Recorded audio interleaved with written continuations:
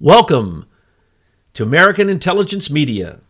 I'm your host, Douglas Gabriel. I'm here today with Michael McKibben to discuss another amazing breaking news situation that I hope you're sitting down, because when you hear this, even after all the things we have brought to light that have been shocking, that have in fact created tidal waves throughout the internet, this one has a tsunami headed straight for Washington. Michael, can you tell us a little bit about what you have discovered in your amazing information data mining with all these people that you're working with to come up with yet another unbelievable aspect of the senior executive service?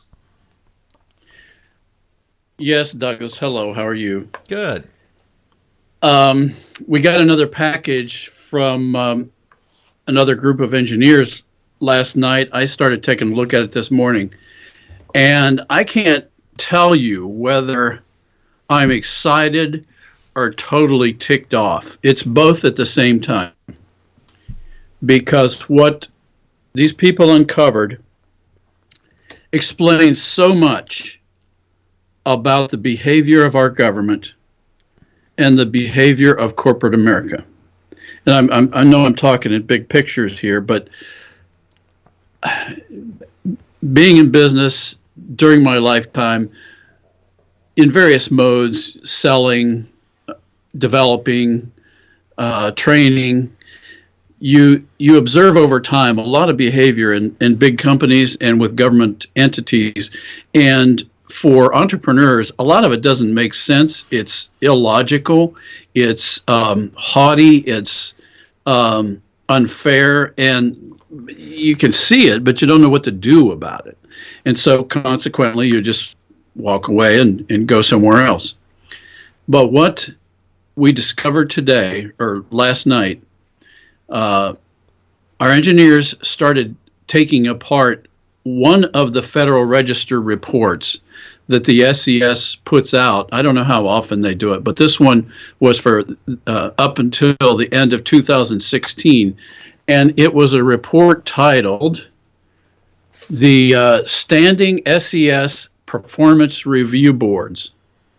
And it was a report published in the Federal Register.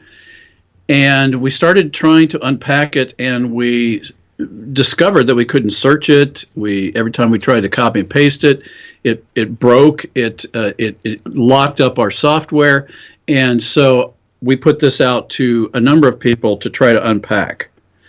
And to cut a long story short, what I started getting were these angry telephone calls from these engineers saying, "What did you give me here? This is completely screwed up." And these are experienced, very highly experienced people, and very comfortable with document structures and various types of formats and protocols and you name it. And to shorten the explanation, what we discovered was a series of time bombs inside this PDF file that had been registered with the Federal Registry, and specifically surrounding the ability to search this list of 500 names called the SES Performance Review Boards. And it listed all the people in various agencies, and specifically this board was described as the group within the SES, a standing committee. In other words, once they are appointed, they continue on year after year, that sets all salaries for the SES, which means they set salaries for about 10,000 people. And so when you first look at this report, it looks like it's cross-agency type of committee. And it's very cleverly structured. But after we started unpacking it and started having to retype a lot of the data that had these time bombs in the fonts, it appears, our engineer kind of shockingly called and said, "You realize that all 500 of these names are Department of Justice, and it's only Department of Justice, and yet the SES spans 25 agencies?" Almost I think all you have of a them. better.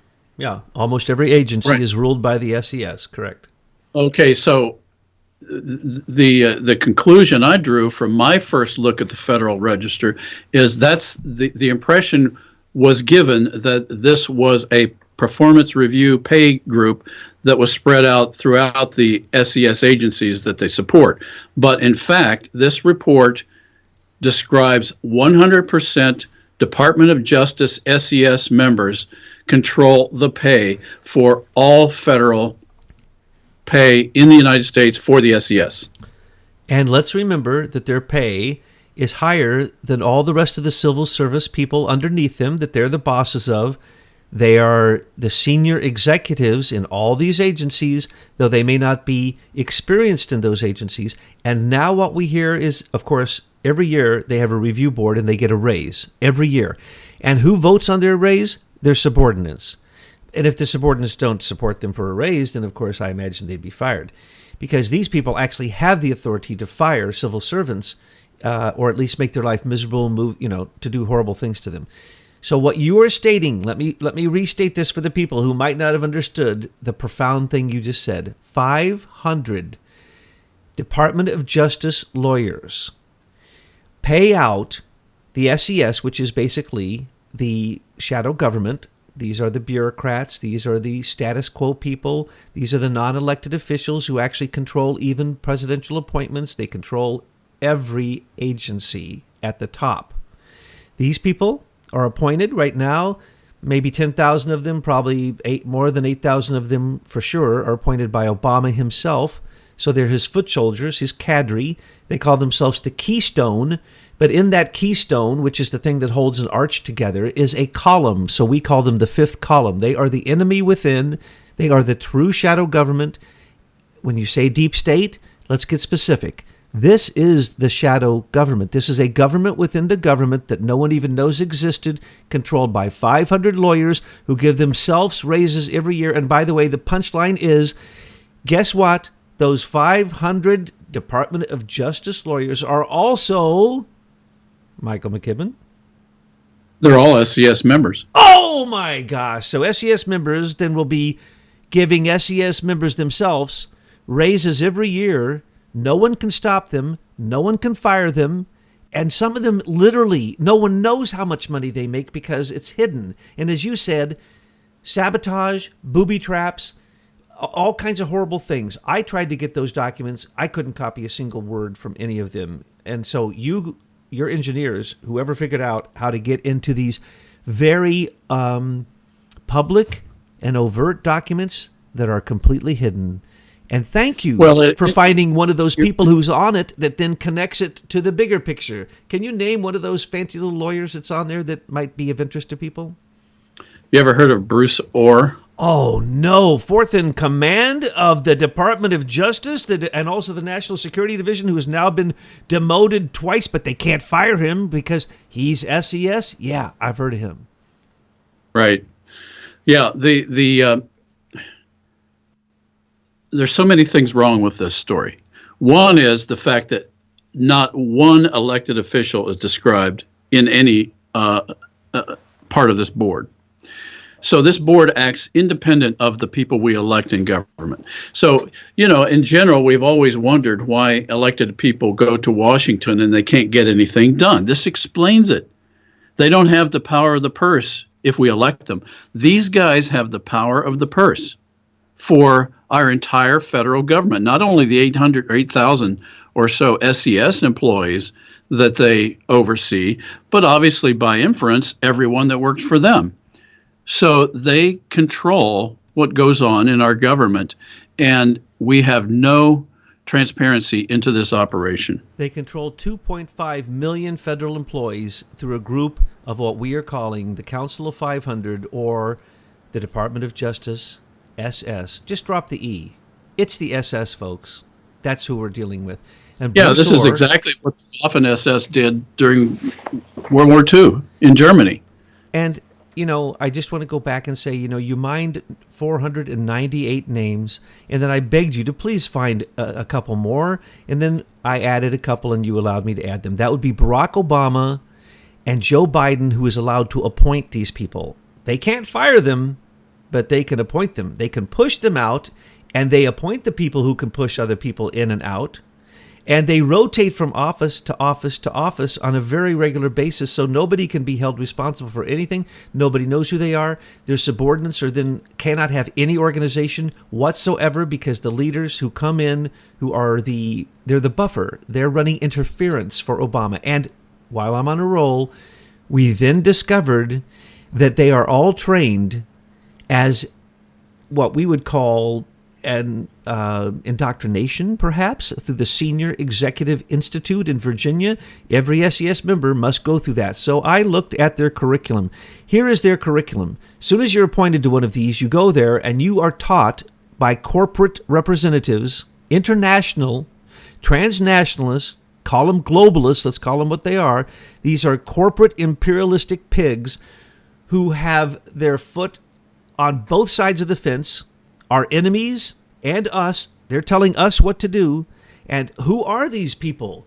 They come in and they train the SES members, which is SES, SEA, SIS, and the other 10 or so groups that there are of these, all underneath one banner. They are a paramilitary organization. They got their own flag, they got their own union, and they got their own communication system, and they are told what to do by the people who appointed them, and they do it because they get paid more than anybody else in the civil service. It was taken over in 1978. It was implemented by Christine Marcy, and Abel Danger is out there saying that Christine Marcy, who used to be the head of this, people are calling her saying, you told us this was safe. It's now collapsing. So people believe that the deep state is collapsing because the Americans for Innovation and aimfortruth.org worked together, and then you worked with these brilliant engineers to create a searchable database for the SES.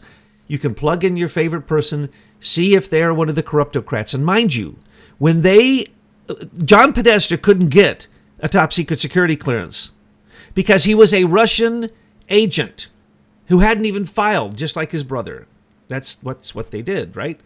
Manafort got in great deal of trouble, and Rick Gates great deal of trouble in the Mueller investigation for that. But no, the Podestas can do it. So what happened to Podesta and Sidney Blumenthal and anybody else in Hillary's camp that couldn't get a top secret security clearance?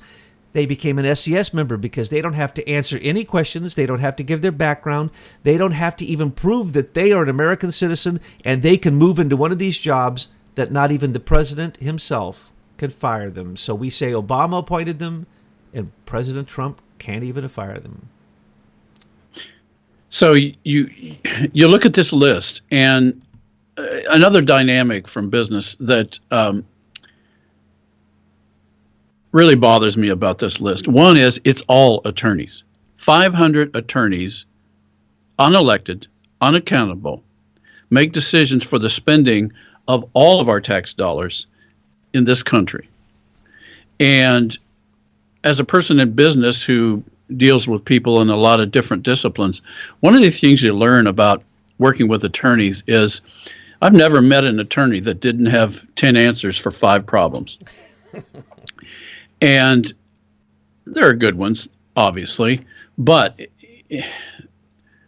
when it comes to business experience, getting things done, creating things, you often find attorneys to be more obstructionist than helpful. Now, sometimes you need that to slow you down when you're going in the wrong direction, but not always. But what I've learned in my business life is going to somebody in law to hammer the whole world's a nail. And to an attorney, all problems are billable hours. It's not about a result. It's about them. It's about billable hours. It's about keeping the partners happy. It's about taking care of your colleagues. It's about keeping the judge happy. It's about all these things that don't have to do with producing results. And that's where that's what's so offensive about looking at this list, that we have been hijacked a long time ago, obviously, by this group of people. These are the people, these are the names, in my opinion, that control the spending. And when you control the spending, you have a lot of control over people's lives. I mean, whoever gets a check from these people is obviously going to listen to these people, is obviously going to take their lead, And none of these people are stupid. So they get real clever about how they use this money to influence where they want that person they're paying to go, and then where they want the people that are working for that person to go. And then it spreads out from there like a web, to the point where, as you say, these people are controlling millions of people's livelihoods, and it's a tyranny. It's abuse. Absolutely. So, go ahead.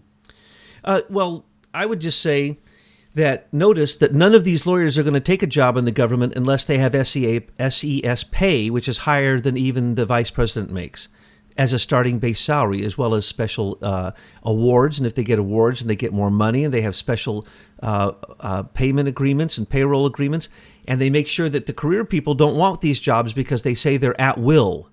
Right now, what we are seeing is the most beautiful opportunity, not only because Bruce Orr was the DOJ contact with Christopher Steele, who has absolutely attacked the United States government with the dossier, which was an attempt of a coup d'etat. It was an attempt to frame a president during an election, a candidate, and then later a coup d'etat. So Christopher Steele is an enemy of the state, and everyone who contacted him in that would be an enemy of the state. That would be Bruce Orr. So here we have Bruce Orr, enemy of the state, admitted contact with this criminal, corrupt propagandist. Don't even get me started on Christopher Steele, because right now Grassley has said he needs to be criminally investigated, and he probably will, and that is the leverage point. So your point before, you were insinuating, oh yeah, Bruce Orr, Bruce Orr is exactly like this. That situation is exactly like what really happened with the civil service. The civil service in 1978 through Jimmy Carter and through was put into place this Civil Service Reform Act of 1978. By 1979 or so, I think you have the exact times and details, but this Christine Marcy, Abel Danger's sister, sets up a new civil service. And so she sets up the Office of Personnel Management and two other services agencies, and then she sets up the SES. But the SES from the get-go is set up as what we call the fifth column. It's the opposition within. So then you look at where it was headed. At the same time, Serco, which was RCA, just started taking over one military contract after the next, until now, literally hundreds and hundreds of contracts are controlled by Serco. And Serco is one of the corporations that comes in and teaches SES members. They say, hire Serco. Who is Serco? That is England. That is the same British imperialists that we have yet to win the first American Revolution against, because they hung out and they started the Federal Reserve and then the UN and the IMF and on and on and on, the World Bank, World Trade Organization. So you've heard all those stories. But what's really happening here is Serco, they're just like Christopher Steele. They're an outside entity attacking our government. But Serco gets all the contracts because SES is all slanted. It might as well be the SS. It might as well be the Nazi SS, just as you keep pointing out, and it just sinking into my head. Yes, these 500 people control the 10,000 who control the 2.5 million who control the rest of us, because it's all about money. So, Serco, British government. Christopher Steele, British government. Bruce Orr, Department of Justice. Who runs the SES and pays everybody off? Department of Justice lawyers. And just to give you an example, at the same time, later changed from a law into a regulation by Janet Reno, SES covers the payment of the Office of Special Counsel. Robert Mueller and his gang of warlord lawyers coming out of WilmerHale and other absolutely corrupt international lawyer firms that shouldn't even be allowed to exist, they came in, and what are they really doing? He is being paid as a special counsel. He has allowed by law $100 million for his one case per year. These are the kind of financial arrangements created by the SES and the overthrow of our own civil service by unfortunately to have to say it, our dear friends the Brits, because they have an English accent and you have to trust everyone with an English accent. That's why we give them all the contracts. They have nice English accents. No, we are in a second American Revolution, and one of the groups we need to get away from is the intelligence agencies, members, DOJ, FBI, NSA, all of the intelligence agencies. When those people get out, they go to work for corporations, international corporations, what we call the rogue CIA. Serco is the perfect example of the rogue CIA. So what you have discovered, the Council of 500, is one of the biggest discoveries to reveal the deep state and to show who the shadow government is. So killing the deep state, you want to kill the deep state? Do what Trump just did 2 years in a row to allow the Holman clause or Holman rule to come into effect, which is put into effect at the time that budgets are passed. And it was put into effect a long time ago, over 100 years ago, where they said, oh, we can't get rid of all these federal employees. Too many three-stage due process, nobody can be fired. So we're going to give the president the ability not to fire any one of them and not to stop a complete agency. Will simply let the president lower their salary to $1 per year and they will leave. Mr. President, thank you for hiring Joseph D. Genova. And I believe that because we just saw John Dodd, the number one litigator from the Mueller investigation, quit, we're going to see the end of the investigation probably coming up soon because of what we said in our recent broadcast. What I'm getting at is the president can simply say, all SES members, especially the Council of 500, the SS, the Nazi SS that runs the SES, you get $1 a year from now on. And then we'll see how fast those lawyers run for the hills, because ain't no lawyer got their mind on anything else but money, just as you said, billable hours. So I want to thank you and your researchers who are able to go into the deep, deep mines of Moria and dig up this mithril, this magical metal substance, most amazing substance, and then you fashion it into your press releases from the press room that go out and actually shock people. And in the rest of the alternative news, we hear unbelievable tsunamis from what has happened with the release of the information about the true nature of the shadow government, the SES, and now, thank you so much for your newest revelation today, the Council of 500, or what are you calling it? You got a fancy name for it. Oh, there were several. One was the DOJ SS 500. Yeehaw! I like that one. Well, I mean, we cannot have a country run by lawyers. I mean, let's get real here. Lawyers are there to serve. They're not there to drive. And it's upside down. It's no wonder, one of the things that I was, I guess, fascinated by when I started down the path of suing Facebook for patent infringement was I noticed how unbelievably arrogant the people in the justice system were, and how unbelievably arrogant the Facebook attorneys were. And that carried on right up to the Supreme Court. And I thought, where do they get all this arrogance? And then you see how this Mueller investigation is going and how arrogant they've been for so long. And this explains it. They knew the system was rigged and they would win. It was just a matter of time. They act with impunity. They're above the law. They are lawlessness taken to the extreme. Remember, it was that gang of three, Mueller, Comey, and Rosenstein, who covered up 9/11. Mueller was personally responsible for it.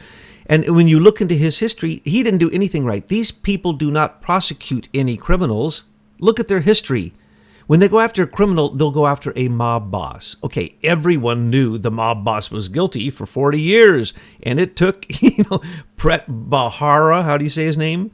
Preet Bharara. Yeah. Bharara. Yeah, it took him 10 years to get one mob boss so that he could put a feather in his cap, okay? It took, don't get me started on McCabe, because now we have, I'm so upset about McCabe because remember, McCabe covered up the Clinton scandals.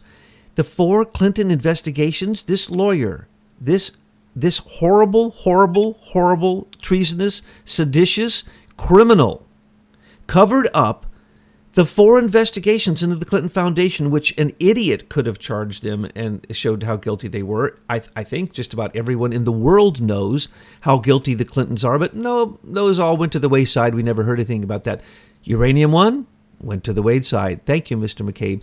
The political corruption in Virginia and Terry McAuliffe went to the wayside. Oh, thank you. He was in charge of that. So I get really upset when these lawyers come in and do things like Comey, in exonerating Clinton, had non-lawyers change his language. They were non-lawyers. Change his language so that it wouldn't be loaded, so that there would be no legal accusation in his exoneration. This, and then James Baker, first one to get out.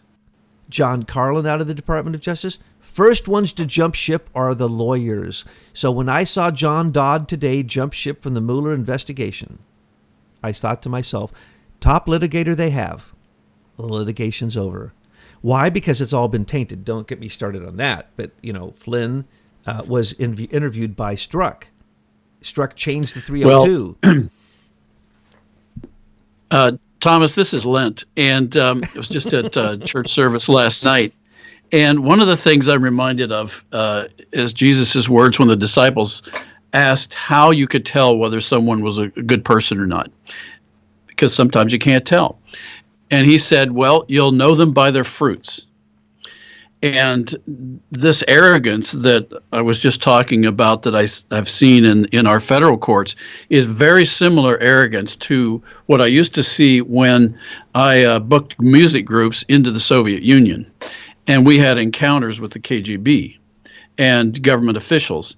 And it's exactly the same kind of arrogance that I saw with the KGB and the Soviet leaders as we're seeing out of our federal Justice Department.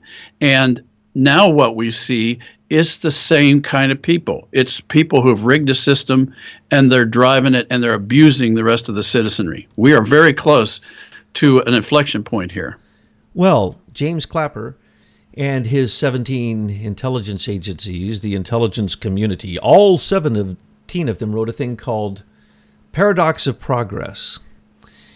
And in this intelligence report, which they released to the whole world, which tells the whole world for the next 5 years what their strategy is. Oh, that makes a lot of sense, right? That the intelligence community that drives the military would tell everyone what they're going to do. Anyway, he said... Such bastions of morality. Isn't it great? They don't even care to hide the fact that they're on both sides at once. And now that's the reason we see Clapper and Brennan out there just lying until their face is going to fall off, because it's just astounding. But, you're so right about you'll know them by their fruits. And that's what we do in our research and our intelligence reports. We go back and we show you all of Comey's crimes, his 28 treasonous crimes just during the election time and in his attack, his coup d'etat against Trump. We showed you we showed you a bunch, not all, a bunch of Mueller's crimes and the way Mueller taught Comey how to be a criminal just like him. And who do you think they were in with, of course? The White House corruptocrats. Since Jimmy Carter and on, the CIA has had so much influence in the White House that when they get out of the White House, they turn towards the rogue CIA. In other words, corporate intelligence to make themselves their own money. But then it entered into the White House with George H.W. Bush. He tried to assassinate Reagan. Come on, hello? So he could become president. Does anybody not know he was part of the JFK assassination? Does anybody not know Allen Dulles was his best friend? Don't get me started. The White House has become a rogue CIA even while the president is in the White House. And the way they do that is they use as soon as they get out, they go onto boards. George H.W. Bush went onto the Carlyle board and in 1 year went from a millionaire to a billionaire. Then the Vulcan Group went and basically ripped off and fleeced all of the satellites of the USSR, the countries that had been part of the USSR.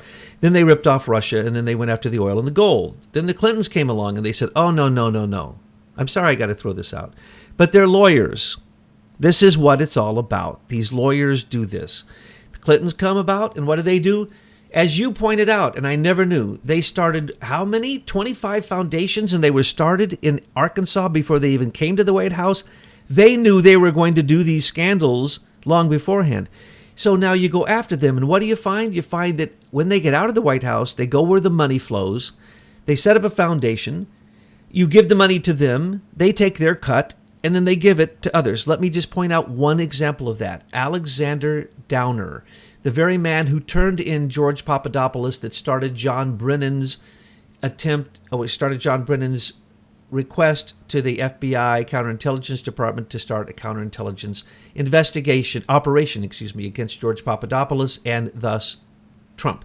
Who is Alexander Downer?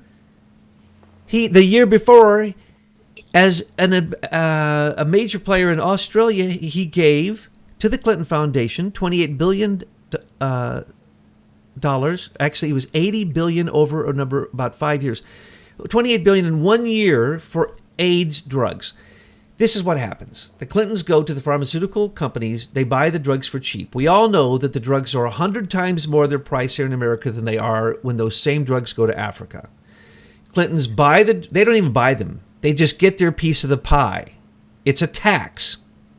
And it runs through them, and then their AIDS foundation was supposed to help people out in Australia. As we all know, they take 95 to 98% they take for administrative costs. So if they don't get it outright by donations, they simply put a tax on everything where money flows. Look at Haiti. I remember when Bill Clinton came on the air with commercials, just blanketed the television with commercials. And what did he say? Do not give your money to the Red Cross. Give it to the Clinton Foundation. We'll get it there faster. It never got to the people of Haiti. This is what they've done with the Relief Fund. This is what they do with Uranium One, was through the Clinton Justra Sustainability Growth Fund, which is a way to rip off mines, gold mines, uranium mines, you name it. That's what that scam's about.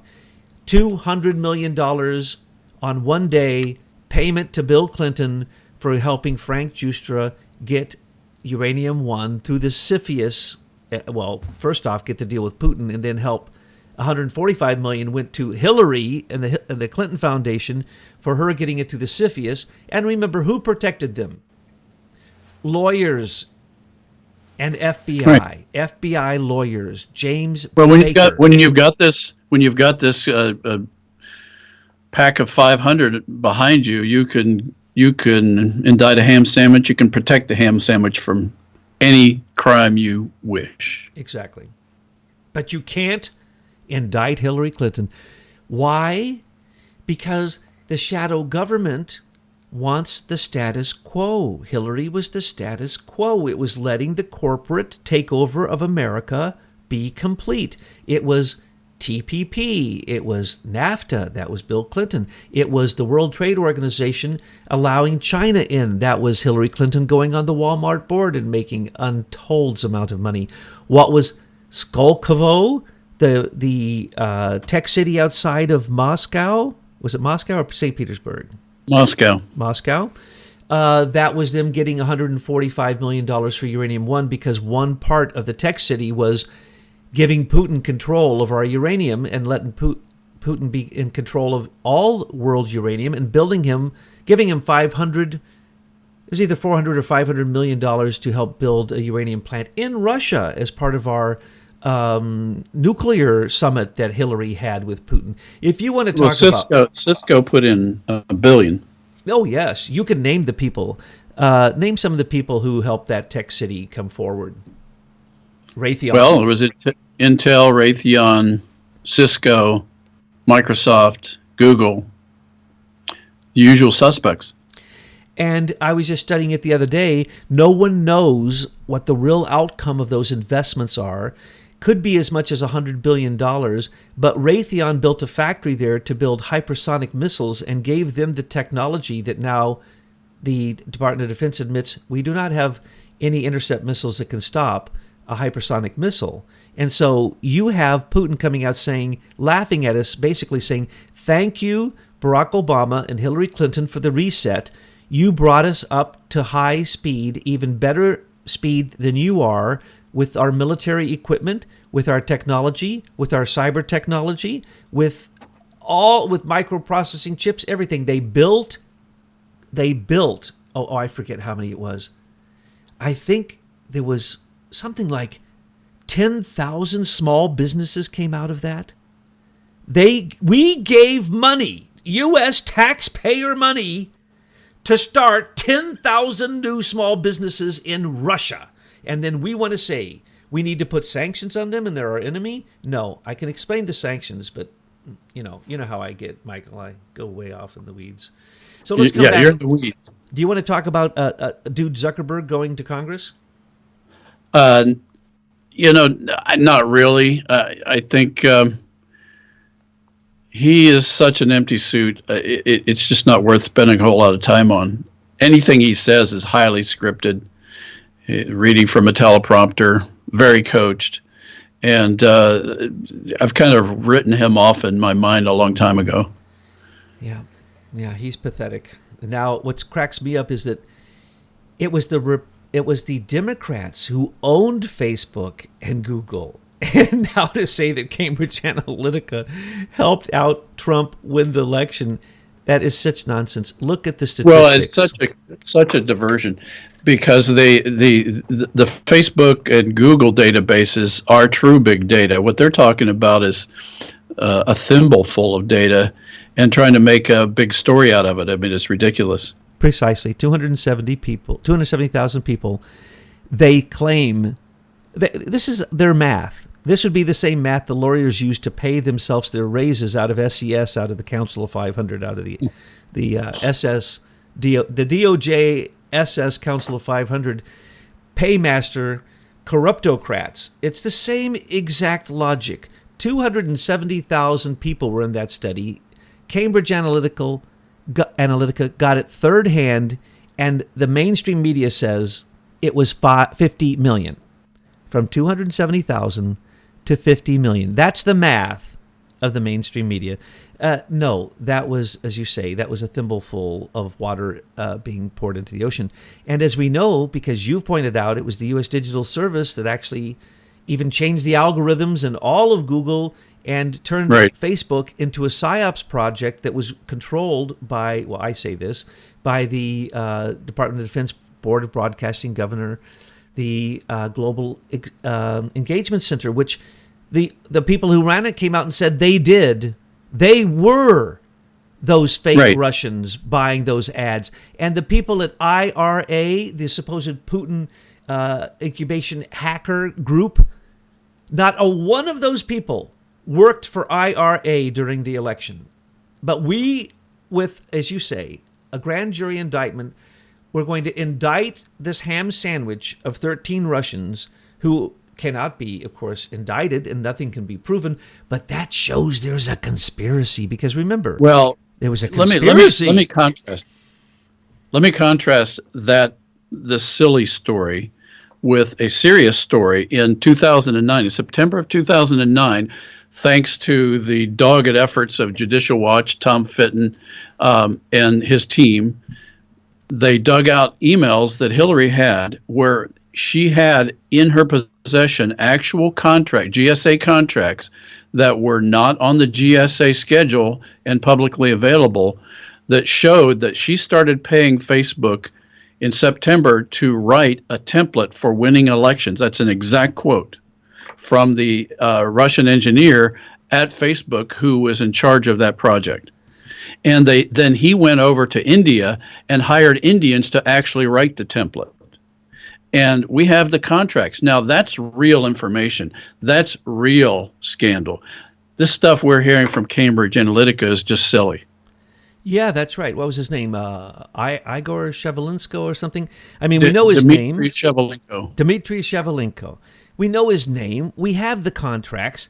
And wait, didn't Hillary literally sign one of those because she was the Secretary of State? Didn't she sign that GSA contract, I think?